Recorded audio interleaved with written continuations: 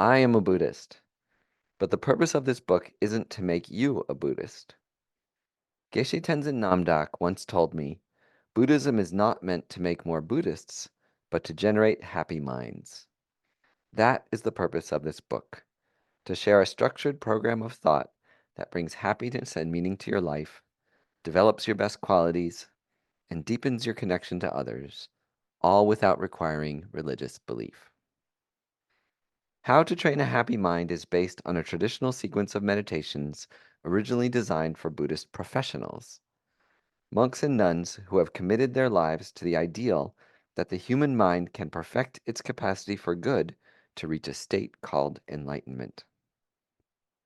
Over the past decade, with advice from my teachers and feedback from meditation students, I've distilled this 1,000-year-old sequence into the 8 stages contained in this book. They are presented in a form that is free from belief in anything beyond modern science's accepted view of reality and requires no specialized knowledge of Buddhism. The meditations included with each stage come from the lesser-known tradition of analytical meditation, an active form of meditation that uses focused mental exercises to establish life-enhancing habits. With sufficient practice, these meditations empower you with the tools to let go of problems like anxiety, craving, and depression, and enhance natural virtues like resilience, compassion, and joy. What's most powerful about this path is that its ways of seeing reality eventually become part of your everyday life, not only infusing it with meaning and purpose, but also helping you to build better relationships and even a better world. That last one's important because a lot of people sometimes think Buddhism is a totally inward process, but there's a term called engaged Buddhism that Thich Nhat Hanh popularized in the 60s. That, of course, the purpose of Buddhism is to make a better world, not just a better you. But in order to make a better world, you do need a better you to do it. What is a skeptic's path to enlightenment? How to Train a Happy Mind presents an ordered series of meditations that I call a skeptic's path to enlightenment. It's based on the same sequence the Dalai Lama taught the first time I saw him in person, the Lam Rim, a Tibetan term meaning graduated path. Around 1,000 years ago, the Indian Buddhist master Atisha Dipankara wrote the first Lamrim text, The Lamp for the Path to Enlightenment. At the beginning of the 15th century, in his Lamrim Chenmo, the great Tibetan scholar Je Tsongkhapa refined the Lamrim, setting it out in the form that inspires this book. Tsongkhapa's Lamrim is a brilliant condensation of the Buddha's vast array of teachings into a systematic program that is said to lead its most devoted practitioners to a state of ultimate freedom. The Lamrim is a masterwork of metaphysics and moral philosophy that says nothing is random. Everything, both material and mental, has a cause, and the mind works according to habit. So positive thoughts result in increments of happiness, while negative ones lead to increments of unhappiness. The Lamrim says that life is immeasurably precious, everything is constantly changing, and the universe is a miraculous interdependent continuum of which we are an integral part. From practical mental habits to defensible universal laws, the Lamrim gives us a path to transform our sadness, anger, and loneliness into happiness, compassion, and connection. So that's a quick summary of the Lamrim. Then let's go on. Let's go a bit deeper into the book to the first stages. Okay, this is a nice one. A lot of people, when they come to, well, a lot of people don't come to Buddhism because the first and maybe only thing they hear about it is life is suffering. And people say, well, I know that already, and I don't think I'm going to dive deeper into that topic. So this section, which is actually the kind of preamble to the 8 stages, is a chapter on the mind. Because if the Lamrim, if the sequence is supposed to lead your mind towards to bring out its best qualities, then you want to know what the mind is. And so the most powerful aspect of what Buddhism says about the mind is that the mind is fundamentally good, um, which is quite surprising, I think, for a lot of us to hear. That everyone's mind is fundamentally good. So let's read that section, the fundamental goodness of the mind, on page 47. When you probe your mind in analytical meditation, you often pay attention to whether the mental factors that arise within it are harmful or beneficial, and whether you want to let go of certain thoughts and encourage others. Harmful states of mind are referred to as delusions, mental states that disturb you, like rage and addiction, and presence. These may be gentle ones like compassion and kindness, or forceful ones like effort and awe. When meditating, it can feel like your disturbing and beneficial thoughts are equal opponents, fighting one another like the little angels and devils that sometimes appear on people's shoulders in cartoons. But one of the most powerful claims of Buddhism is that our inner angels and devils aren't equal at all. Despite how much you may have heard about its focus on suffering, Buddhism holds the optimistic view that the mind is fundamentally good. Beneficial states of mind are said to be our deepest ones, while disturbing states of mind, even though they sometimes overpower us, are superficial. We don't need to fight or demonize our delusions. We merely need to let them pass by without acting on them and cultivate our more intrinsic states of goodness. This claim of humanity's fundamental goodness is what Buddhism calls our Buddha nature. Scientists like Dr. Keltner and Robert Sapolsky have probed this idea in their research and found scientific support for it. Some evidence comes from studies that show how people's first instincts in a social situation are biased toward cooperation rather than selfishness. Other evidence comes from analyzing our bad behavior and finding that most of it stems from problems we exaggerate or imagine. Of course, this research on human nature isn't definitive, and even Buddhists can be skeptical about the seemingly idyllic belief in our fundamental good nature. That's why some schools of Buddhism limit their optimism to the more defensible claim that the mind is simply changeable and that it can change for the better. So the mind is fundamentally good. This is a good one, I think, for the Watkins audience. A lot of people coming to Watkins probably believe in many things that people would call supernatural, but this book is actually geared to people who, in general, don't believe those things, yet still want to have some spiritual path in their life. And so I have this section also in the chapter on what is the mind called Does Immaterial Mean Supernatural? In Buddhism, consciousness is generally viewed as immaterial, continuing on in some form after the body dies. For scientific materialists, consciousness is a side effect of neurons firing that disappears at the time of death. Without admitting to anything supernatural, some scientists take a position between these two extremes, saying that the information flowing through neurons does have a reality apart from those neurons. This perspective may be no different from saying that computer software is separate from computer hardware, despite its dependence on circuits and semiconductors. I like software as an analogy for mental activity because no one debates whether software exists, yet software doesn't have a literal material form. Like thought, software is a constantly changing stream of information that flows through computer hardware, input and output devices, and the human minds perceiving and changing them.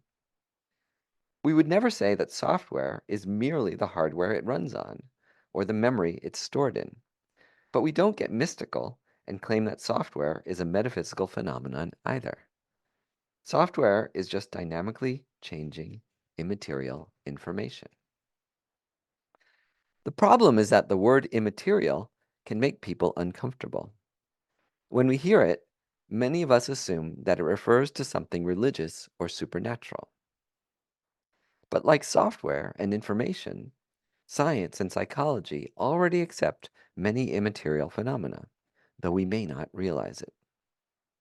Mathematics is immaterial, from arithmetic and algebra to the equations that underpin reality. Mathematics doesn't literally exist on school worksheets or in the fundamental forces of nature. Yet mathematics functions. It can solve problems, make predictions, and describe physical reality better than words. Physicist David Deutsch argues this forcefully when he says, the laws of physics are not themselves physical objects. On a sweeter note, we all believe in love, but love isn't material either. Where do you find love? Is it in your brain or body? Is it in a love letter or in the sound of the words, I love you? When you blush in response to a heart emoji that pops up on your phone, is the love you feel in those red and pink pixels? There's no such thing as a mathematics detector or a love detector, just as we don't yet have a consciousness detector. Yet we accept the existence of the immaterial phenomena of mathematics and love, not only because they're useful in understanding our world, but also because they feel real. So saying the mind has an existence apart from the brain doesn't require a supernatural belief in a soul. It merely means that the activity of the mind is not identical to the physical components of the brain. Instead, the mind's constantly changing immaterial information and the brain's hardware are interdependent in ways that we don't yet fully understand. People sometimes use the word spiritual to refer to these immaterial aspects of reality, and I like this definition. When I use the word in this book, that's what I mean. Defining spiritual not in any religious or supernatural sense, but instead as the common sense understanding that there's more to existence than material reality. If you like, call it information. We find the spiritual reality in our minds. Okay.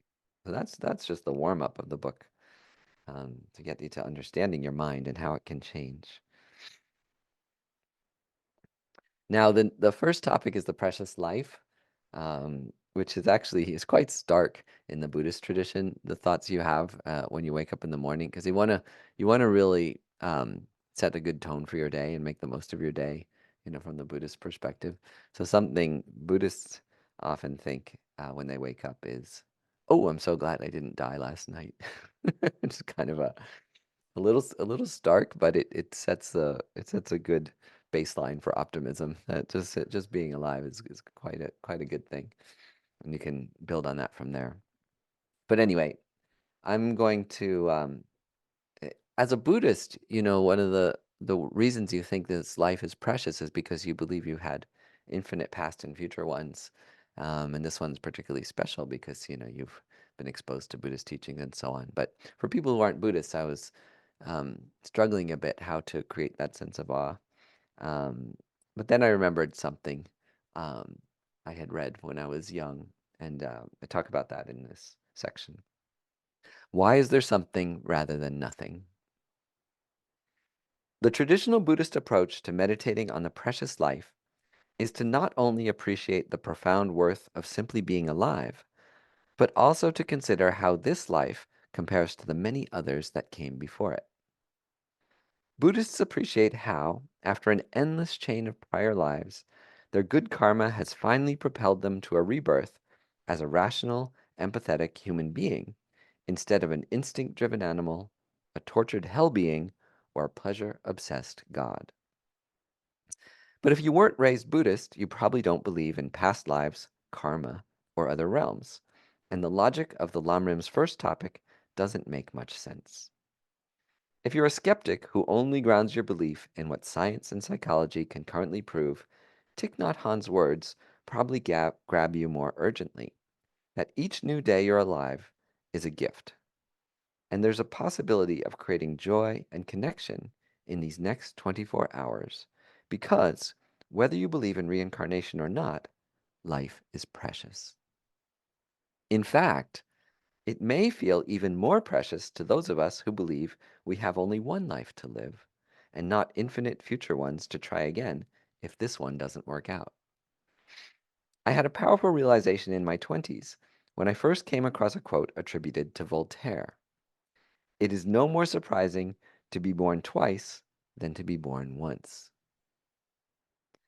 Reading this, I awakened to the recognition that just existing at all is far more miraculous than any hypothetical possibility of existing again and again. Gottfried Leibniz stated the fundamental question of existence even more bluntly in 1714 when he wrote, "Why is there something rather than nothing?" No one is likely to ever answer this profound question, but it's a reminder that all we have evidence for in our universe is something.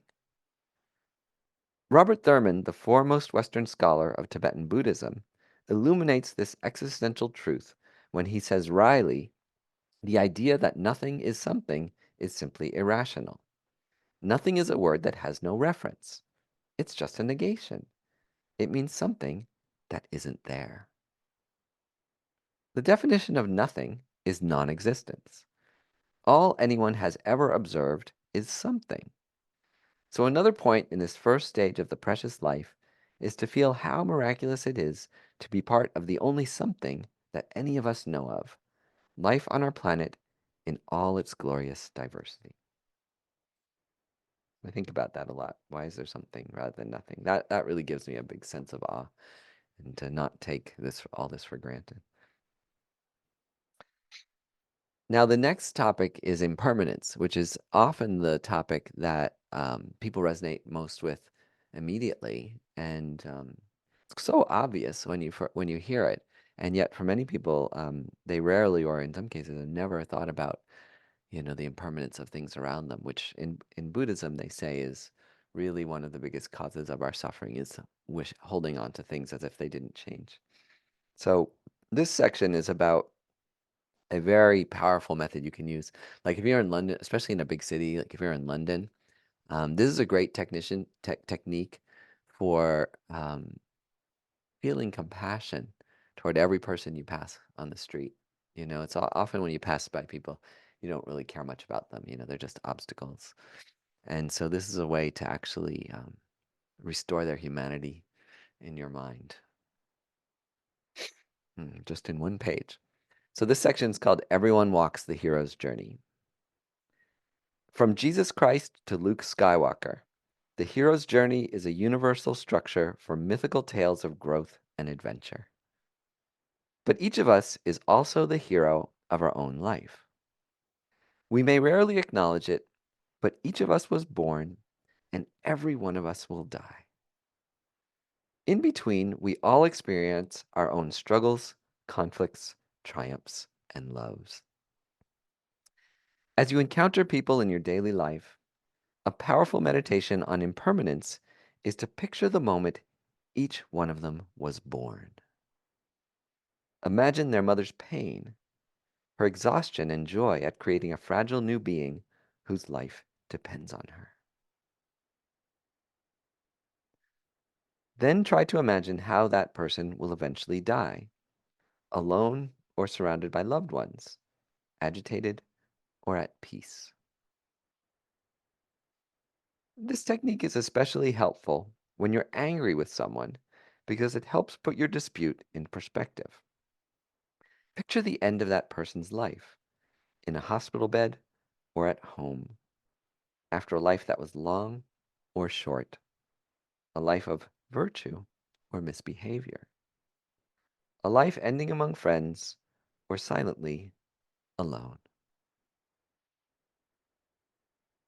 Then try to imagine where that person is right now on their journey from cradle to grave, what dreams, goals, and disappointments they may have had, moments of loneliness and intimacy.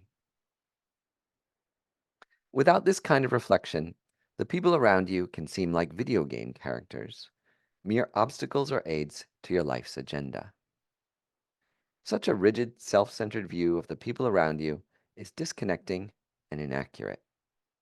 They're all constantly changing, and each of them treasures their precious lives just as much as you do yours. Each of them lives an epic hero's journey. So that's something I think about all the time too. It really helps to warm you up to whoever's in front of you. So the topic after this is cause and effect. And so the section I wanted to read is a little bit about, it's quite often that we get, especially now, if you look out in the world, that we'll be really, really angry at certain people. And there's this phrase I hear a lot, like, I don't understand. I don't understand why, Vladimir Putin invaded Ukraine or so on, things like this. I don't understand that. It's in your life. I don't understand why they voted for that person or that bill and so on. So this is a technique to help you understand. Like the Buddhist perspective is quite important to understand, especially if you disagree with someone. It'll actually help you counteract behavior that you think is inappropriate if you actually understand why someone's doing it in the first place. So this section is just called mindfulness and compassion, which are ways of understanding cause and effect. Mindfulness and compassion. A powerful method that can be used to treat problems in real time is the combined practice of mindfulness and compassion. Through mindfulness, you become aware of your feelings and reactive urges in a given situation. This allows you to stop before you compulsively act on a trigger and consciously choose your response. The skill needed to stay mindfully aware is built up slowly by watching your mind and labeling its states during meditation when there's little stimulation or conflict. Once you've managed to become aware of your feelings before acting on them, then, through compassion, you can choose the most beneficial way to respond. Chapter 11 shares several meditations on compassion, but one simple approach is to rehearse healthy ways to respond to your triggers. In your imagination, you play through a scenario over and over, responding in the way that you'd prefer, with your speech and body when the trigger again occurs. To give an example from my own life, I imagine my partner acting irritable or distant, and then, instead of getting annoyed, I ask, "What's going on for you right now?" With one sentence, I've altered the chain of cause and effect that might have led us to have an argument, and instead invited her to share her own cause and effect. Even more powerful can be to try to understand the endless chain of cause and effect that led to the negative actions of a partner, parent, boss, politician, or anyone else. Both biology and conditioning have a huge impact on people's actions. How did their parents treat them? How did their parents treat each other? What did they learn from school, work, and the thousands of movies and TV programs they've watched since childhood? How did their nervous systems evolve over millions of years to perceive small slights to be as dangerous as a charging lion? You can even think beyond annoying behavior to broader questions about cause and effect in the world. How did forces set in motion long ago determine who gets a disease and who doesn't? Which communities will be struck by disasters? Who grows wealthy? Who's born poor? Who gets elected? And who's subject to the world's many injustices? How much of it has anything to do with what is happening in the present moment? How much of it is under your control? With sustained practice, an increased understanding of cause and effect helps you to realize that getting angry at someone for harming you is just as illogical as getting angry at gravity when you fall down. By learning how to understand and change your own behavior, you see that there is a longer chain of cause and effect behind everyone's habits that has little to do with the immediate face to face conflict in which you find yourself. With practice, forgiveness of yourself and others starts to come more naturally because you see that people's harmful actions don't generally stem from outright hostility, but rather from an endless chain of causes and conditions. This one, when it really sinks in, it does transform your life. Um, it becomes very hard. You can start to become really unconvinced by the angry urges because you have like a thought of anger and say, "Oh no," but you know that what that person's doing makes sense to them. They have some underlying need, like say in Russia, a need for security on its borders and a thriving state or something like that. It's reasonable. But then the strategy to meet that need is utterly self-defeating and destructive and deadly. Okay, the last section I'm going to read jumps forward to one of the last chapters, What is Love?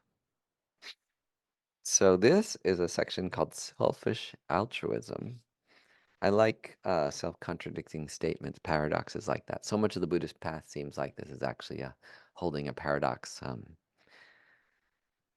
Selfish altruism.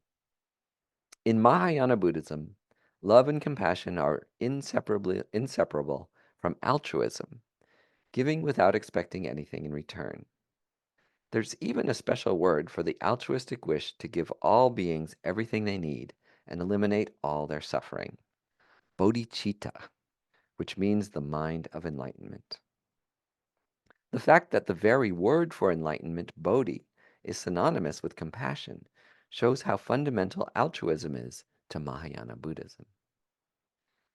Altruism isn't a religious requirement for being a Buddhist. Rather, it's seen as the inevitable outcome of realizing the equality of all human beings' needs, that everyone wants to be happy and no one wants to suffer.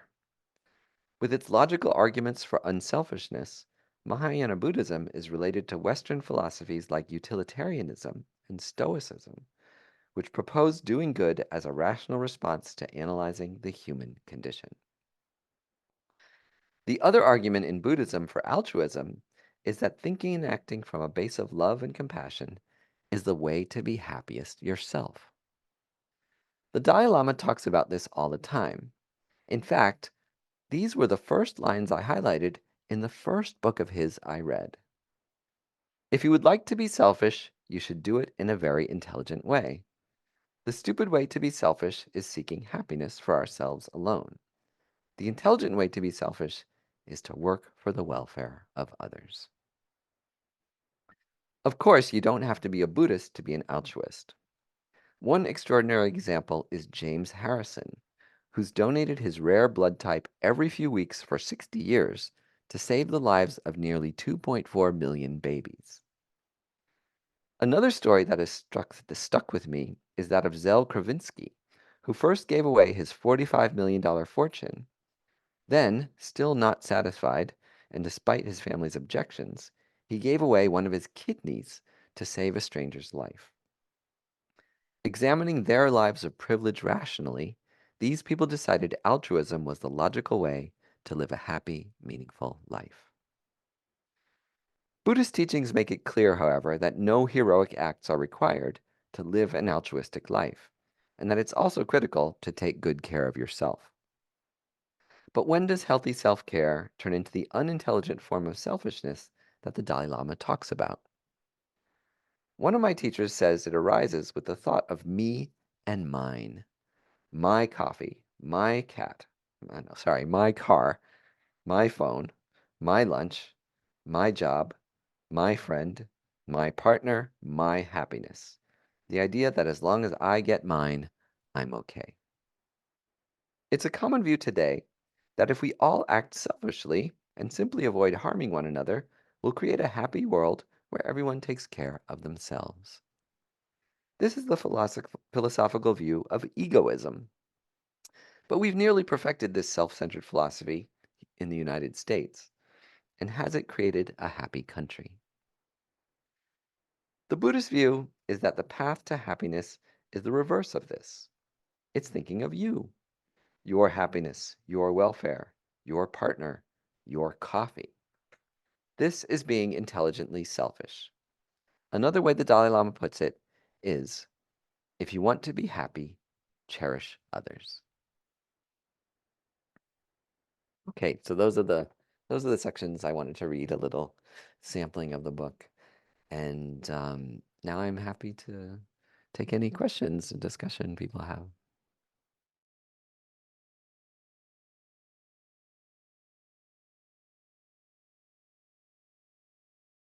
Um, I did learn Buddhism in that hegemonic, as you say, method, like super hardcore in Tibetan, like tens of thousands of hours of study and retreat with in translation with Tibetan teachers, and also other, Western teachers. About a month of retreat every year since for the last 25 years or so.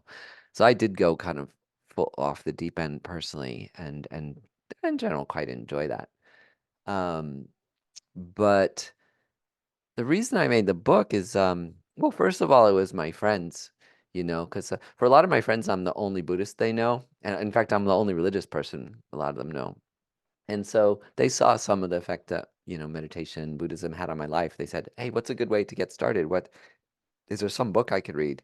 And I could never recommend a book. I couldn't, and I've read a lot. I've read hundreds and hundreds of Buddhist books. And so, that's why I originally eventually wrote this one, is that there just wasn't such a book.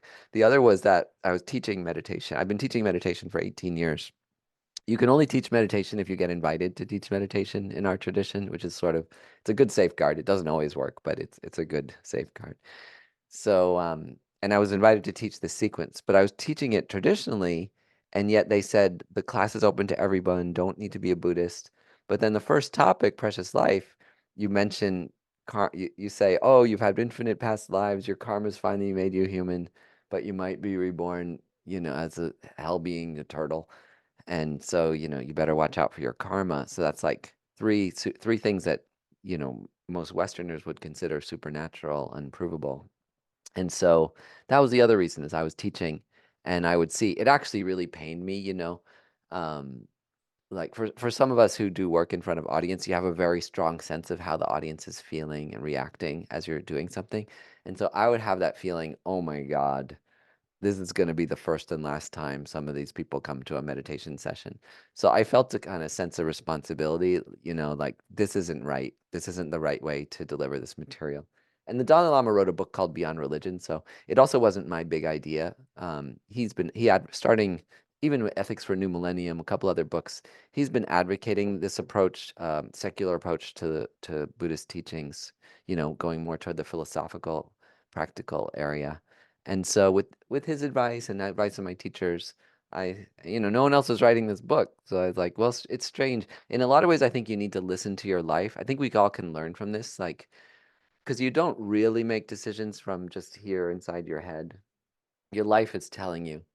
Your life has some like messages for you. You're not separate, from the things, the people around you. And it just kind of became clear, like, all right, for whatever, I don't know why Scott Snibbe should write this book, but somehow he's in the right conditions to do it because most people who learn the Lamrim, it's so precious. They just want to practice it authentically their whole life and get as far as they can along that path. Monks and nuns kind of have a vow not to like dilute the Dharma or pollute the Dharma, so they're really scared. They're really not supposed to write things. It's only like once you get to the top, the Dalai Lama, he can he can take liberties, and he says, "Hey, let's do that." And he wrote the forward to this book also, which gives it, some sense that it's authentic as it can be while meeting an audience where they are. So anyway, I could go on, but those are some of the reasons I wrote the book, just for, you know, ordinary people like my friends and students.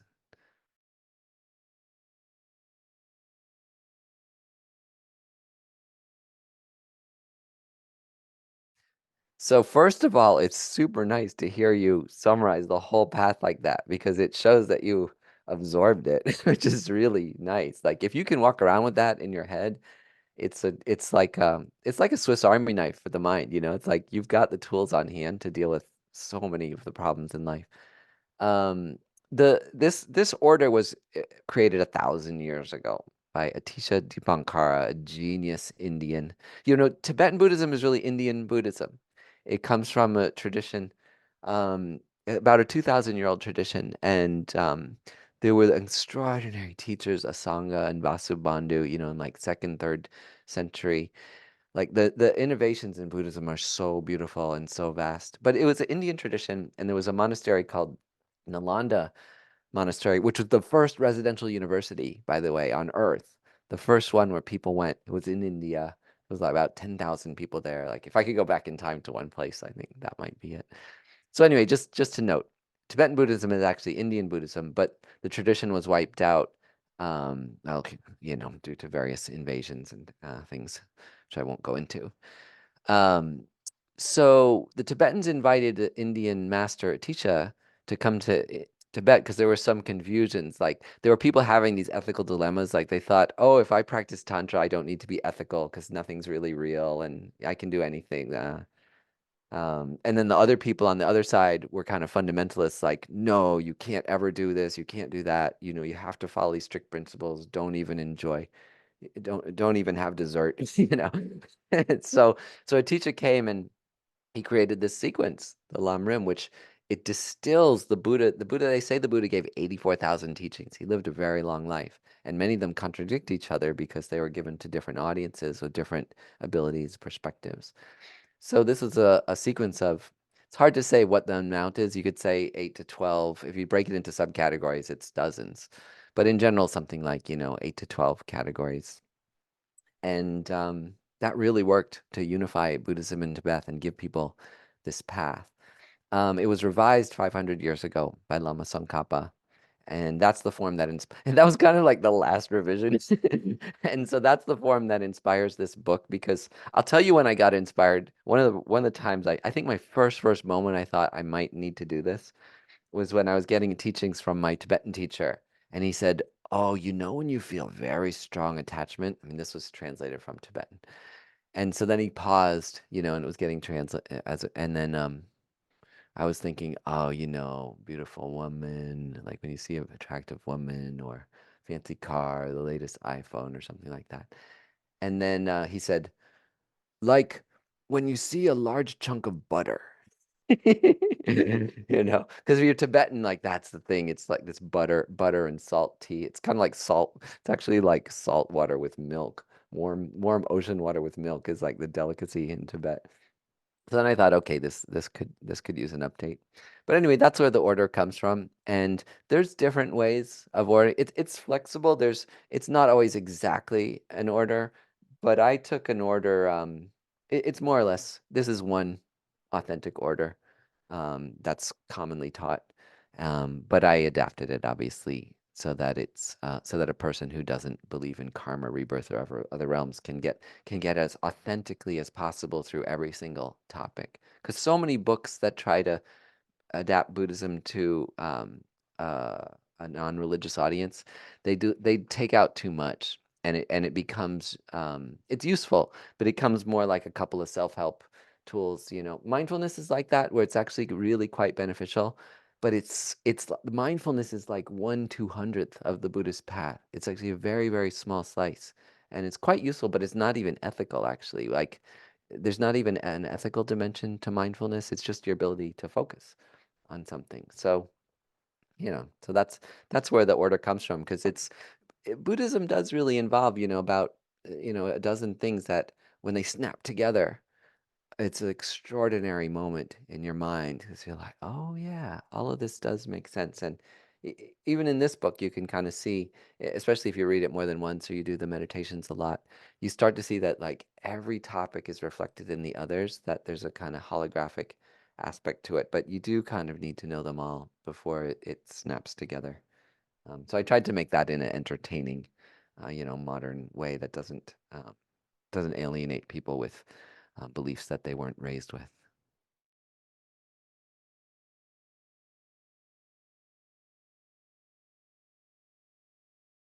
Yeah, so there's three. It follows right on to what you're saying about ethics, because Buddhist ethics is three principles. It can be distilled very simply. Number one, nonviolence. That'll stop you in your tracks, because I think not everybody would just stand up instantly and say, my first ethical principle is nonviolence. But that's the Buddhist first principle, both in body and speech. Then kindness. That one also kind of stops you in your tracks because you definitely, if you go watch, TV, YouTube, social media, it's not exactly, people don't seem to be following that precept. Um, and then understanding your mind is the third ethical principle. It's a really interesting combination, and when we really think about it, it's true. So this thing about nutrition fits into the very first ethical principle of nonviolence, which is like, how do you be nonviolent to yourself and your body? So obviously, there's things you can eat and amounts you can eat that harm your body, and it's different for each person. My wife and I have very different metabolism. Like she could eat like a loaf of bread, and it's just like charges her up, but that wouldn't be good for me.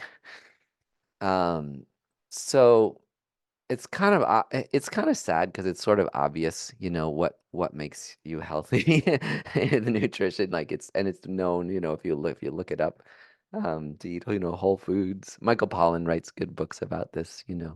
In general, they say if you eat the food that like your great grandma, they used to say grandmother, but now I think it might be great grandmother. If you eat the foods like your great grandmother ate, or any traditional culture's foods, then that's probably good if you can recognize it as food. They also say ignore the whole center of the supermarket, like only eat off the edges, where they have like milk and cheese and vegetables. And so it's a bit kind of obvious, to eat whole foods, and your body feels really good. There's a great movie called Super Size Me, where this guy ate only McDonald's food for a month and saw what it did to his body. But in it, they also go to a school where they're having tons of behavioral problems. Then they cut out all of the processed foods, and they start feeding people, just vegetables, fruits, and healthy meats and so on, and then all the behavioral problems disappear. So it does actually, Buddhism sees a very, very strong connection to your body and mind. It's not just mind only. So I think that's pretty obvious. I actually have a nutritional deficiency though right now. Was having this problem where like I was not perceiving like the left side of my body. I thought maybe I had a stroke or something, but they just all did all these tests and they said I had a B12 deficiency. So it's kind of sad because if you want to, I really want to be a vegetarian, and I got much my whole life since I was 10 years old, just ethically.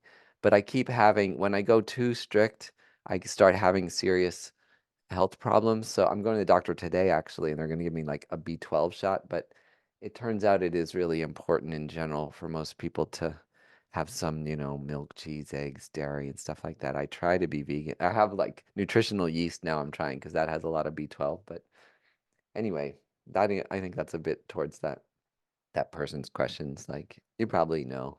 But if you're used to like the more processed junk, they're super addictive. They've been engineered. They're like pornography, the highly processed foods. It's the same thing. They're super stimulus for your body. So you eat like one Dorito and it's hard not to eat a whole bag.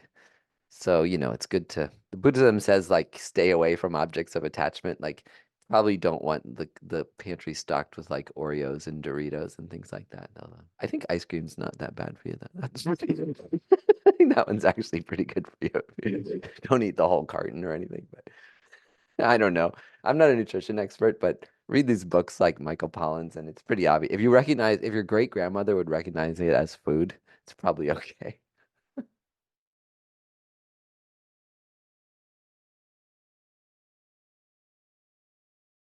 It's like a combination. They're the ones that were most effective for me and for students over, teaching meditation for 18 years. Um, Also, there were some of the lesser known ones, like in general, the whole topic of analytical meditation. I didn't want to write another book on mindfulness because that's like super well covered. Um, so there's almost no books on analytical meditation. Um, and there's a few. Well, by the way, there is a section right at the end called further reading or something like that. What is it? Yeah, further reading. So that's definitely some of the sections, but there's some more esoteric books in there and some really practical ones. The super practical ones, well, the Dalai Lama's Beyond Religion, I highly recommend. Buddha's Brain by Rick Hanson, Dr. Rick Hanson. That one's really good. But the thing is, most of these books, they're not. they're not filled with meditations. Like that's why I wrote this book, because every chapter has a meditation. Because they say you can study as much as you want in your life. You can even be like a PhD or a Geshe scholar in Tibet. But if you don't meditate, there's little benefit. So that's the only thing about some of those books is they're filled with great information, but they don't have that much about meditation.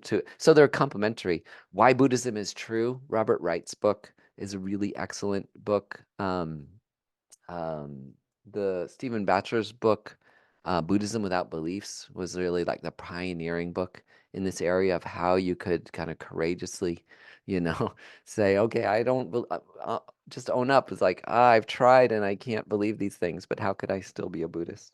And then lots of is the Dalai Lama's books. I mentioned Beyond Religion, Ethics for a New Millennium. The Universe in a Single Atom is a wonderful book about science and Buddhism. That's a good start, I think, in terms of, hitting the initial books to read. But not that they don't have that much meditation. If you want to get a little more involved with the authentic Tibetan meditation, my favorite book about meditation is How to Meditate by Kathleen McDonald. And that's really where I learned the nuts and bolts. And she's one of my teachers too. And in fact, she read the whole book and she gave me some good notes and corrections in it. But that's a great book if you want to get a little more serious in the Tibetan and start doing some visualizations of deities like Tara and things like that. If you do end up wanting to practice more authentic Buddhist meditation, that's a really great next step.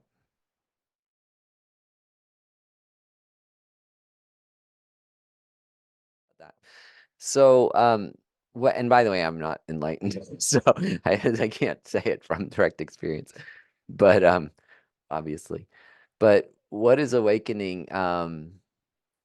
In general, the ideal of enlightenment, you could think of enlightenment as an ideal. That's how I talk about it in the book, that it's reasonable to have doubt as to whether, enlightenment exists, especially if you don't know anybody enlightened.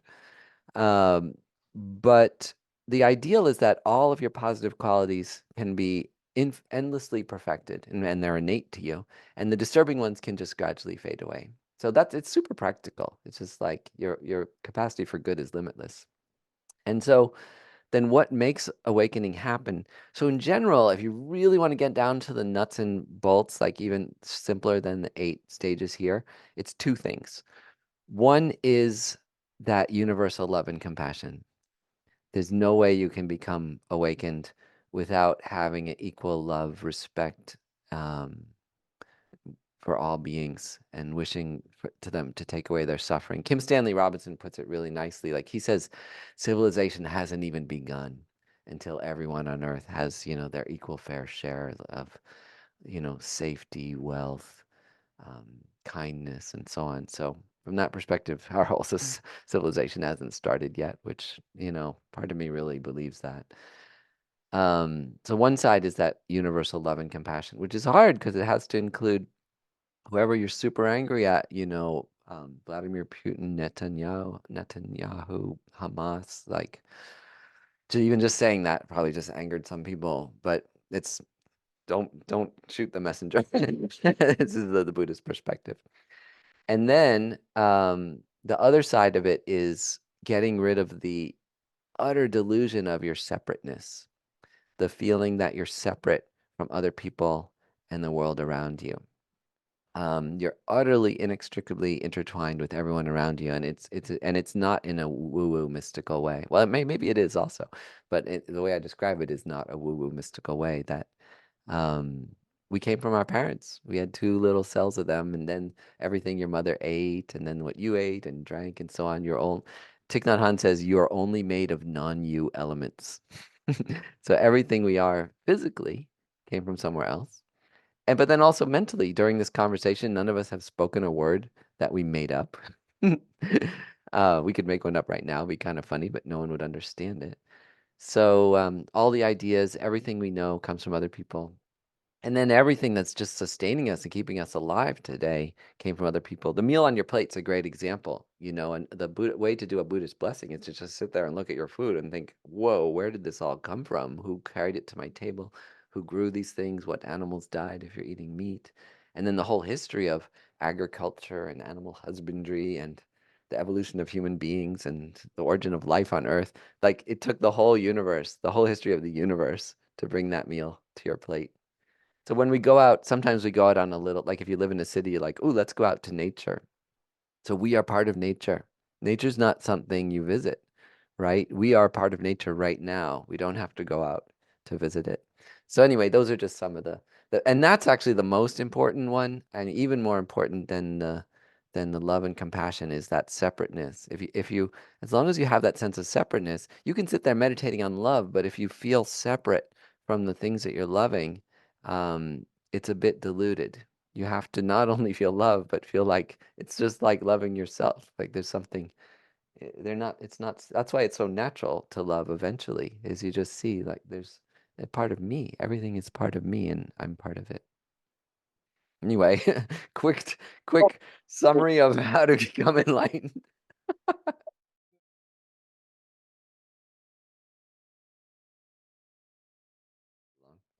Okay, meditation on how things exist. This meditation, and I'm going to read it a bit faster than if you were meditating. This would take you like 20 minutes if you did it slowly. This meditation on how things exist probes the deepest nature of reality to discover a healthier and more interdependent understanding of the things around you. It applies the logic of dependent origination to objects, how they're made of parts, how these parts come together through causes, and how your mind projects a label onto those caused parts, mistaking them as a singular separate entity. The meditation explains how to perform this analysis for your phone, car, home, or meal. When you repeat this meditation later, you can apply the same reasoning to any object. So bring to mind an object to examine how it exists, ideally one you feel strong attachment to. Your phone is likely to be at hand, something you may get anxious about when you're parted from it for even a few minutes. Or you might choose your car, your home, or a favorite meal. Once you've chosen, once you've have your chosen object of attachment in mind, first acknowledge that it does bring you conventional pleasure. It benefits your life in many ways, and you can feel grateful for that. Then dive deeper to recognize some of the mistaken ways in which you ordinarily see the object. First, examine the parts of your object, seeing it more objectively, the way science tells us it exists. Start with the bigger, more obvious parts of the object. As you consider each one, ask yourself whether your phone, car, home, or meal can be found in it.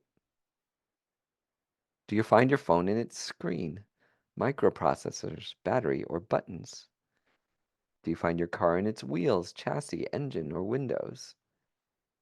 Do you find your home in its foundations, framing, floors, or walls? Do you find your food in its ingredients, like the flour, sugar, milk, eggs, or butter in a piece of cake? Individually, are these as appealing as when they're mixed together? Now imagine taking away one of your object's parts and replacing it with an identical one. Swapping your phone's screen, your car's tires, or your front door. Would it still be the same object? Then go more deeply. Examine the phone's resistors, capacitors, wires, and sensors. Consider the car's rubber, glass, plastic, steel, and aluminum. Think about the wood, wire, glass, brick, plaster, and concrete in your home. Imagine the plants and animals that make up your food: grains, chickens, cows, fruits, nuts, and vegetables. Do you come closer to finding the essence of your object in any of these parts?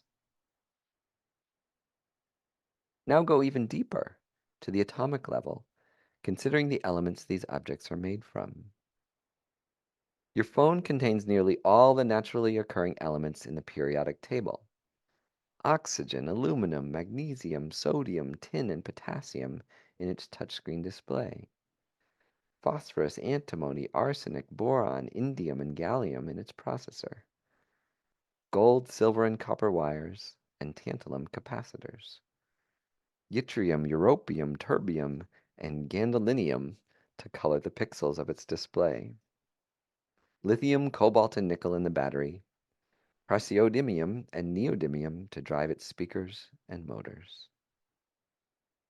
A car is made from fewer elements, aluminum in the body and wheels, iron, bismuth, calcium, and carbon in its steel, chlorine, hydrogen, and oxygen in its plastics, gold and copper wires, panels and parts infused with helium and magnesium, platinum in the catalytic converter. Your home is made from mostly natural materials, wood comprised of carbon, hydrogen, oxygen, and nitrogen, pipes, wires, and nails made of copper, iron, gold, and aluminum, plaster made from calcium, sulfur, oxygen, and hydrogen, paints containing zinc, oxygen, sulfur, and titanium. Food is made mostly from carbon, oxygen, nitrogen, and hydrogen, spiced with bits of phosphorus, sodium, sulfur, and calcium. Let me fast forward a tiny bit and just say, for a minute, try to feel the same level of attachment to these piles of elements that you do to your object. Imagine one further step down to the subatomic level, where there's no longer color, form, taste, touch, or sound. See your phone, home, car, or meal as a buzzing cloud of energy, particles zipping through space. Then zoom back to the conventional level, where the illusion of your phone, car, home, or meal again appears to your senses. So I deliberately do this in extraordinary detail. That's only part of the meditation, but if you really do, I wanted to give people a taste of like really, really how you do these meditations, because if you do it enough, you'd start to see those things in everyday life. Like you see a bicycle and you're like, ooh, that the aluminum came from Jamaica. And we didn't even get to causes. That's just parts. So then you go into causes of how all those things came together in the whole global supply chain. But if you do that meditation enough, you look, like I said, you look at a bicycle on the street and you think, wow, that aluminum came from Jamaica. Most of the aluminum in the world comes from Jamaica. You know, it's the third most abundant element on Earth. And then the paint, the cobalt in the paint might have come from like the Congo. You know, like that one object contains parts from all over the world. Um, so yeah, that's but you know, it's a certain way. I mean, there's some people know this and they're not, it doesn't make them nicer. You know, you also have to do the analysis of like, oh, you know, it's most powerful when you do it on yourself. And like that kind of gives you a sense of gratitude and interdependence about objects. But when you do it on yourself is when it's really powerful because you realize like, oh wow, like the me that's angry is actually sort of dissolving and changing all the time. It's not as solid and separate as I think I am.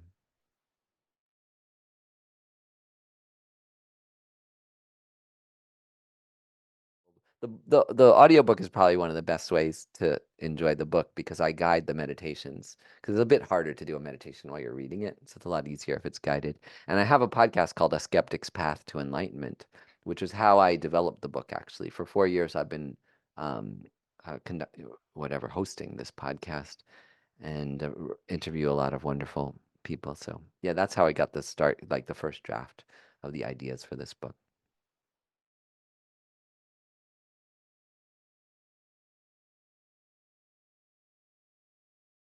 This was also one of the harder topics because Buddhist refuge is, as you, what was you used a good phrase of like kind of hegemonic, I think you said. Yeah. So that is the way Buddhism is like refuge is Buddha, Dharma, and Sangha, which is actually wonderful if you're Buddhist. I am Buddhist, and it's like, wow, the person who taught me the teachings, and it was amazing that there was a Buddha. And then what he taught was incredible. And then the community of people who also like those are all my supporters and my spiritual friends. But if you're not Buddhist, that doesn't make any sense to you. So there's two forms of refuge that apply to anybody, even if you're not a Buddhist. One is refuge in your mind, like finding a way to beneath like we were saying, the mind is fundamentally good. That if you go with meditation beneath stimulation, entertainment, worry, there's something there all the time that's really nourishing, which wasn't the answer to your question, but I did want to mention like that's kind of one. Then the other side is community. So this is really, really surprising. So Mahayana Buddhism, which is what Tibetan Buddhism is a part of it, is its lineage, is Buddhism where like I said, you try to cultivate this love and respect for all beings. So you want to develop certain qualities in yourself in order to be, an outstanding human being. So some of these are qualities like love, compassion, patience is another one. Patience means not returning harm. So if someone harms you, you don't. Doesn't mean you can't, fight against injustice, but you do it in a way that's not harming, not adding more harm to the world. So each of those three things requires other people. So you can't be generous without someone to give things to. Um, you can't be you can't have love with someone to love. In Buddhism, love just means wanting others to be happy. It's simpler. You can't have compassion, wanting to take away people's suffering, unless you see someone suffer, which is a whole different way to read the news because people are often in agony reading the news every day, and it's understandable. But actually, it does benefit you with the right mindset because it helps you generate. You could not generate compassion if you saw no suffering. You would be spoiled, as they say, like, children who have everything. And then patience is kind of the most extreme one because you cannot develop patience without someone to try it. So you need people to annoy you in order to develop patience. And as you become more deeply involved with Buddhism or Buddhist philosophy, you really do start to become grateful. Like, thank you. Like when you lose your temper, you're like, wow. It happened to me the other day. I was like, I mean, the path really has some positive effect for me after 25 years, and I rarely get angry, but I did get angry last week at my wife. Just a little thing. We were like, had a deadline, we are busy, we were working on fixing some things around the house. And I felt so bad about it immediately. And I thought about it, I thought and meditated on about it and I apologized to her, that evening a lot. And I thought about it a lot. I was like, thank you. I was like, thank you for making me realize that I still have to work on this. I still have to work on getting frustrated, getting angry. Like without you in my life, I could pretend like in this video call, I seem like the nicest guy. And I am mostly a nice guy. But I have I get angry, I get frustrated, I get, things I really want that aren't good for me in different ways. So you'd be grateful when people try your patience like that. So that's the refuge in everybody. And so it's not so part of it is just that incredible gratitude that everything comes from. It's just like things just fall in your lap because of everybody around you working. Even if you don't have that much resources, still just the streets, the food on the shelves, and so on. It's amazing. The Dalai Lama says civilization is kindness, which is also a little hard to hear right now, but it really is true. Most of everything everybody does all day long is just to benefit each other, in a kind of everyday way, just by not punching each other in the face as we walk down the street. People are nonviolent most of the time. So, anyway, you see how each of these things you could go talking and think about for hours, which is exactly what you are meant to do. Instead of the ruminating and rumination and frustration we have in our daily life, these kind of thoughts replace those in your mind to make it quite nice as you go through the day, no matter what you encounter.